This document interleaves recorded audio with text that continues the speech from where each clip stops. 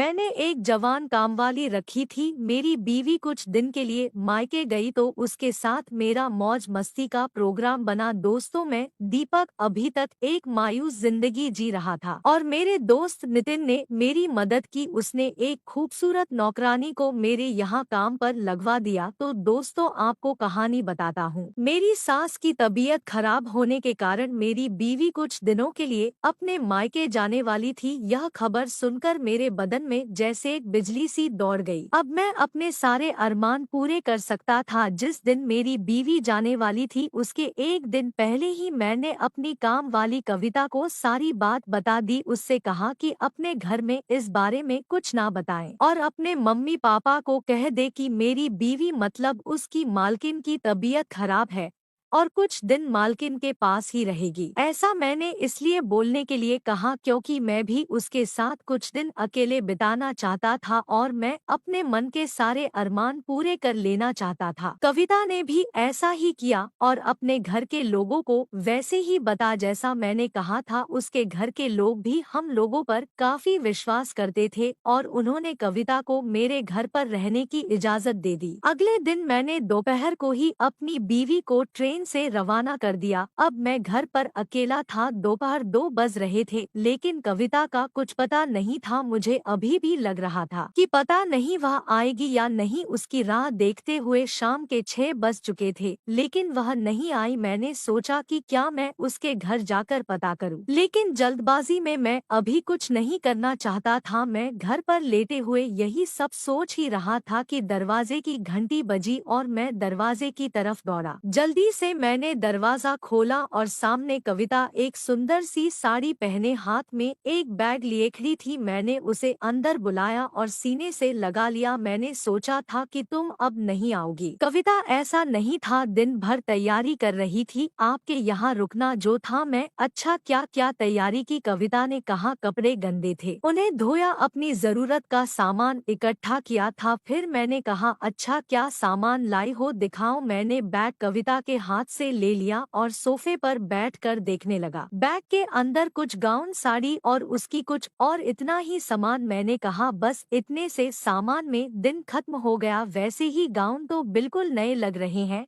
कविता ने कहा हाँ जी, आज ही लेकर आई हूँ। मैंने कहा अच्छा मुझे दिखाने के लिए। तभी कविता ने कहा ऐसा नहीं है, मेरे पास नहीं थे और जो थे वह पुराने होकर फट गए थे। मैंने कविता का बैग अलग रखा और उसे अपनी तरफ खींचते हुए अपनी जांघों पर लेटा लिया। मेरे हाथ उसकी गुजिया और रसगुल्ले को सहला रहे थे। उसने फिर मना किया और उठकर जाने लगी। मेरे पूछने पर उसने कहा पहले मैं खाना बना लेती हूँ, खाना खाने के बाद जो करना होगा कर लेना। उसने जल्दी से खाना बनाया और हम दोनों ने साथ खाना खाया। करीब 9 बजे हम लोग फ्री हो गए। अब मुझसे बिल्कुल भी बर्दाश्त नहीं हो रहा था और मेरा दिल कविता को देख देख कर पागल हो रहा था। अब मैं जल्दी से उसकी गुजिया खाना चाहता था। मैं तुझे पाकर काफी खुश हूँ। आज से तू मेरा ऐसे ही साथ देगी तो मेरी प्यास बुझाती रहेगी। कविता ने कहा क्यों नहीं दूंगी साहब, आप जैसा मर्द हर किसी को नहीं मिलता। अभी तक तो क्यों नहीं मिली थी, अब तो मिल गई है। कविता ने कहा शायद हम एक दूसरे के लिए बने हैं।